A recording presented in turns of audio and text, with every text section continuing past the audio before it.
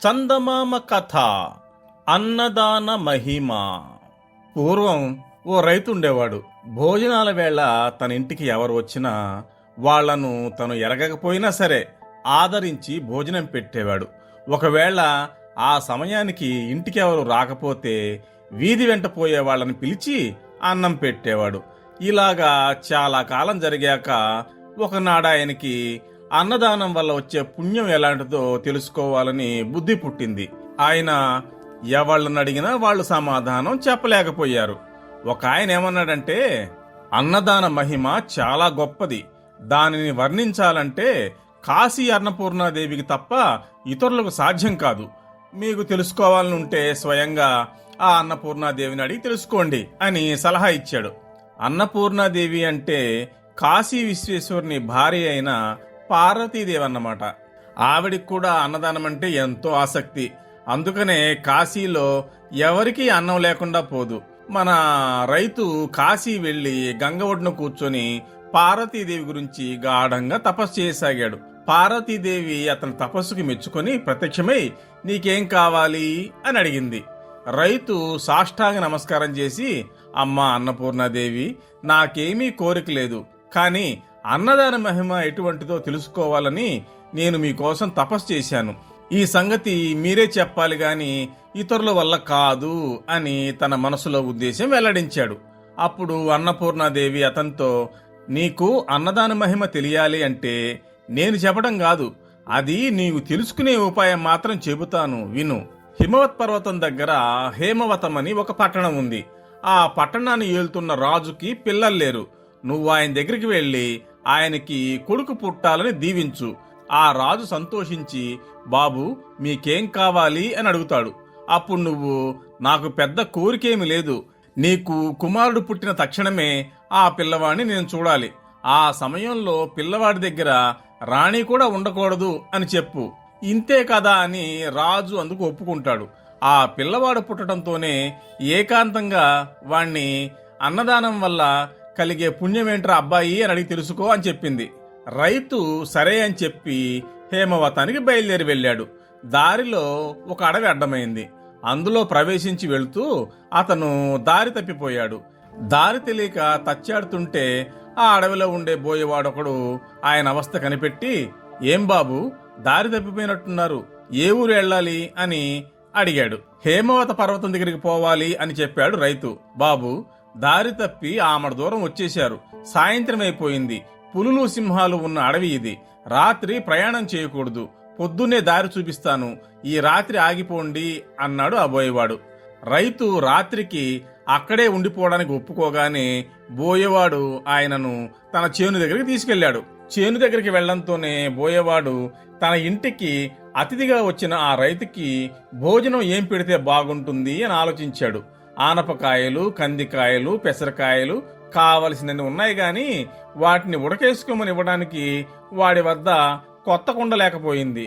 తమ కుండల్లో ఉడకేసి పెడితే ఆయన తినడు, ఎలా మరి అని ఆలోచించాడు. రైతు, నాయనా నాకేం వద్దోయ్, నువ్వు చేసిన ఆదరణ వల్ల నా శ్రమ ఆకలి కూడా తీరిపోయాయి, ఆలోచించక పడుకో అన్నాడు. కాని బోయేవాడికి ఆ రైతును పస్తు పెట్టడం అంటే మనసు ఒప్పింది కాదు. అందుచేత ఇంత చారపప్పు, పుట్టతేనె తెచ్చిచ్చి వాటితో ఆకలి తీర్చుకోమన్నాడు. రైతు అవి తీసుకొని తిన్న తర్వాత కింద పడుకోబోతుంటే బోయేవాడు, అయ్యో కింద పడుకోబోకండి, పులులు వస్తాయి అని చెప్పి ఆయనని చేలో ఎత్తుగా ఉన్న మంచి మీద పడుకోబెట్టి తాను కింద ఉండి విల్లు అమ్ములు పుచ్చుకొని మృగాలేవి రాకుండా రాత్రంతా రైతుకి కాపలా కాశాడు. బోయేవాడు అలా నిద్రపోకుండా రాత్రంతా కాపలా కాశాడు గాని తెల్లవారుజామున నిద్రాగక ఒక్క కునుకు తీశాడు. ఇంతలో ఎక్కడి నుంచో ఓ పులి వచ్చి పాపం ఆ బోయేవాడి మీద పడి చంపేసింది. రైతు నిద్రలేచి జరిగిందంతా తెలుసుకొని తన మూలాన ఆ బోయేవాడు పులివాత పడ్డాడని ఎంతో విచారించాడు. బోయేవాని భార్య రైతుతో, స్వామి నా రాత ఇలా ఉండగా ఎవరు తప్పించగలరు, మీరు విచారించకండి, మీకు హేమవతానికి దారి చూపిస్తాను, నడవండి అని ఆయన్ను తీసుకెళ్లి దారి చూపెట్టి వెనక్కి తిరిగి వచ్చి భర్త అంత్యక్రియలు పూర్తి చేసింది. ఆ రైతు బోయే దంపతుల మంచితనాన్ని తలుచుకుంటూ హేమవతానికి చేరుకున్నాడు. అక్కడ రాజును చూసి పార్వతీదేవి చెప్పినట్టుగా దీవించాడు. పుట్టినప్పుడు మీ పిల్లవాడిని ఏకాంతంగా చూడ్డానికి అనుమతి ఇవ్వాలని కోరగా రాజు అందుకు ఒప్పుకున్నాడు. రాజుగారి భార్య 9 నెలలు మోసి చందమామ లాంటి పిల్లవాడిని కన్నది. రైతు ఎవరూ లేకుండా చూసి ఆ పిల్లవాడిని అన్నదానం వల్ల కలిగే ఫలమేమిటో చెప్పు అని అడిగాడు. అప్పుడే పుట్టిన శిశువైనప్పటికీ పెద్దవాడిలాగా ఆ పిల్లవాడు రైతుతో ఇలా అన్నాడు: 10 నెలల క్రితం మీరు ఈ పట్టణానికి వస్తూ అడవిలో దారి తప్పిపోతే మిమ్మల్ని తీసుకెళ్లి చారపప్పు తేనె ఇచ్చిన బోయవాణ్ణి నేనే సుమండి. ఈ మాత్రపు దానానికే ఈ రాజుగారికి కుమారుణ్ణై పుట్టి రాజ్యమేలబోతున్నాను. ఒకనాటి దానానికే ఇంత గొప్ప ఫలితం కలిగినప్పుడు నిత్యం అన్నదానం చేసే మహానుభావులకు ఎలాంటి ఫలం కలుగుతుందో మీరే ఊహించుకోండి అన్నాడు.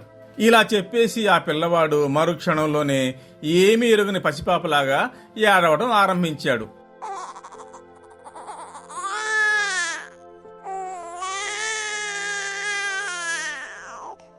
రైతు చాలా ఆశ్చర్యపడి తన ఊరు తిరిగొచ్చి జరిగిందంతా భార్యతో చెప్పాడు.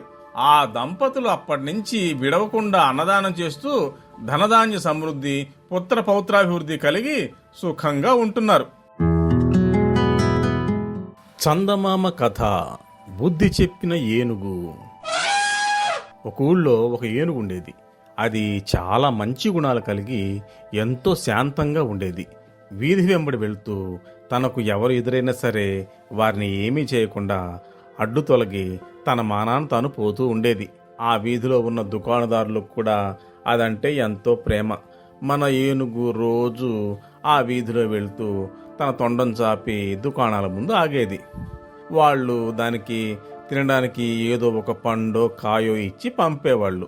ఆ విధంగా ఆ ఏనుగు ఆ వీధిలో ఉండే దుకాణదారులందరికీ చాలా ఇష్టమైన ఏనుగుగా ఉండేది. అయితే ఆ దుకాణదారుల్లో జంగం అనే ఒక దర్జీ ఉండేవాడు. వాడికి ఆ ఏనుగంటే పడేది కాదు. ఒకనాడు మన ఏనుగు తన తొండం చాపి అతని దుకాణం ముందుకు వచ్చి నిలబడితే అతను ఒక సూదితో తొండం మీద చురుక్కుమనేటట్టు పొడిచాడు.